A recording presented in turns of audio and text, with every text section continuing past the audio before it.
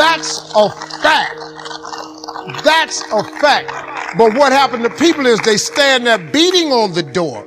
Open it back up. We're going to do a write-in campaign. Where are you leaving? I got to have my job. What about my benefits? Hey, stop.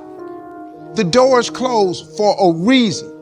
Because God just wants you to walk up the hall because he got another door. It's bigger. And when you open it and get behind it, you ain't going to believe what's back there.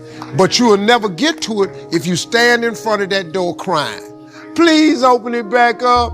Help me. My family's... Stop. Go up the hall, man.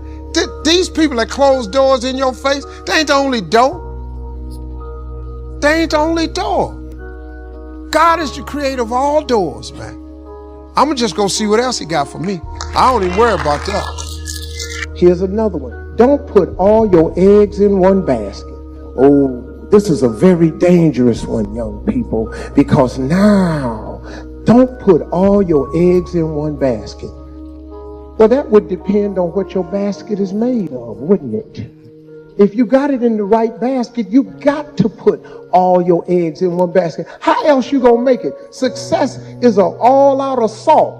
It's everything you got into one direction in order for it to be successful. You can't open up 6 businesses at the same time. You got to open up one, pour your all into that. You got to go to college to get a degree. You can't enroll in 6 colleges. You got to focus, man. Put all your eggs in one basket. Make your basket out of work, hard work, faith, prayer. Put all that in that basket, glue that thing together, and put them eggs in that basket so you can be what you want to be. Because you're not going to be successful if you don't put all your effort into one thing. You ain't going to make it, man. Success is difficult. The road to success is always under construction. It ain't ever easy. It ain't clear. It ain't open. You got to do that. And be wary of this one right here, though. Always have a plan B. Let me tell you why I never have a plan B. See, do this so you'll have something to fall back on. Oh, you can go do that, but do this so you'll have something to fall back on. Let me tell you something. In order to really be successful, people who really got it going on, they focused on one thing. Bill Gates did Microsoft until he got plenty of money. Now he can do anything he want to do, but he did Microsoft. He did Microsoft. You can believe that the dude that came up with Google, he was making Google. He made Google. They made Yahoo. They did that till it turned into something, then it branched out. Plan B. In order to have a plan B, you have to take time away from plan A to prepare plan B. So when you take time off A, you're reducing the effort in your plan A. They asked me, but Steve, so has one of your plan A's ever failed? Yes. Yes, my plan A has failed. Did you have a plan B to fall back on? No, I did not. They said, well, damn, man, what'd you do? I got another plan A. I ain't never had nothing but the A plan. I make no preparation for failure. I ain't got no plan for B. I'm on got B. I got A, man. I got A. I was going to tell these jokes until I turned them into a money-making venture. October 8th, 1985, I walked in Hilarity's Comedy Club. I won an amateur night for $50. I went to work the next day. I quit my job. My first wife said, this is ridiculous. We got these twins. You can't quit your job. I got to go. This is it. This is all I've been dreaming about. I see a way. A light bulb went on. Hey, man, when I won that night, I cried for an hour all the way home. I cried because it was like, man, God, I see it now. This is what I've been waiting on. I walked into one comedy club, won $50. Went to work next day selling Commonwealth life insurance, quit my job making $675 a week. I made $50. The first month in comedy, I made $150. The first year in comedy, I made $3,000.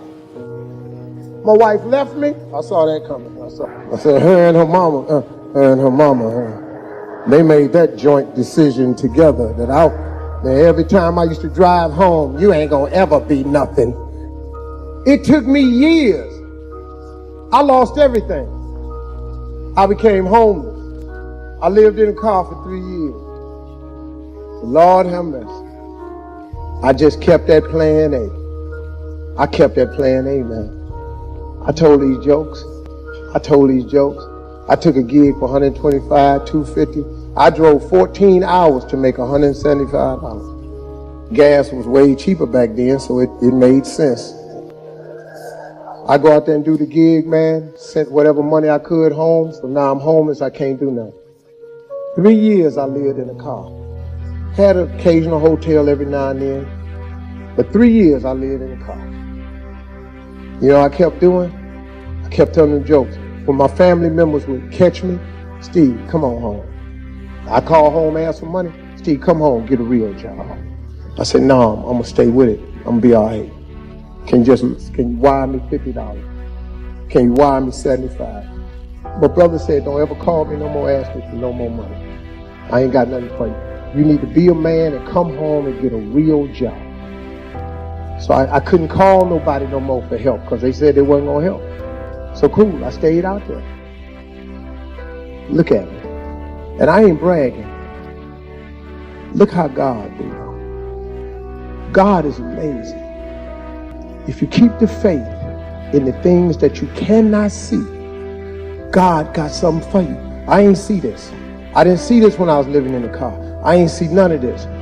Man, you know, I'm an emotional dude. You know, I cry, man, because somebody asked me something. Steve, every time I look on TV, you crying.